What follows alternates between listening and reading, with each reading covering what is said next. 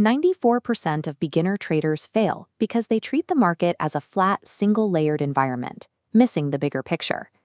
Most traders identify a level on a daily chart and then immediately try to treat it on that same time frame, or they do the same on a 1-hour chart. They are trying to time an entry using the exact same tool they use to find a trend.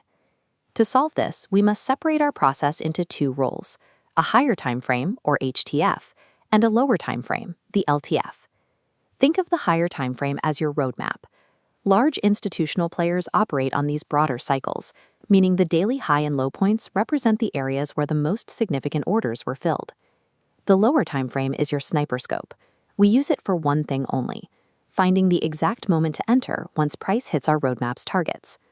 Linking these two timeframes turns a chaotic chart into a structured, rule-based framework for every trade.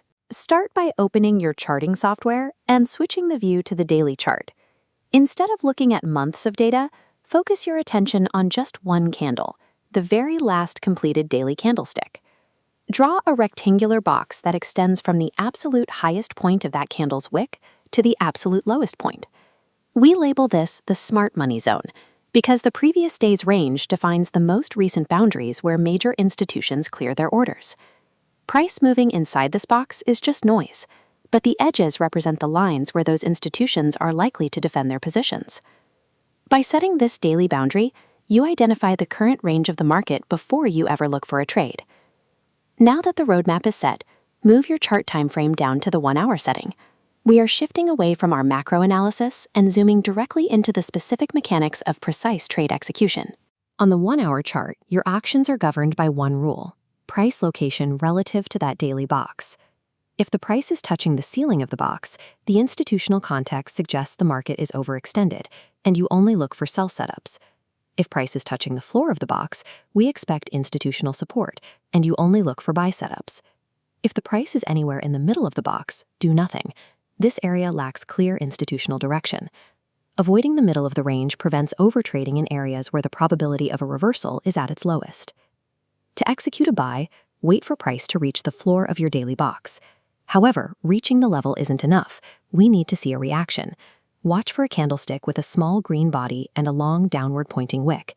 This wick indicates that while price tried to break lower, significant buying volume entered the market to push it back up before the hour closed.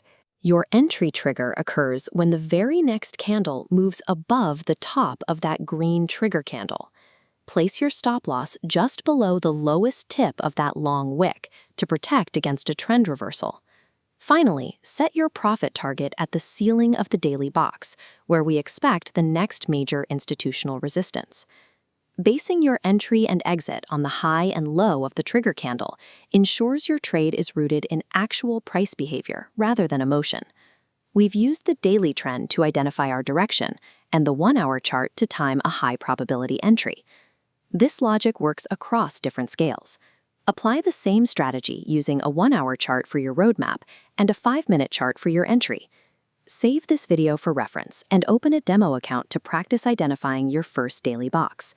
Mastering this dual time frame discipline is the definitive step towards trading with the structure and patience required for long-term consistency.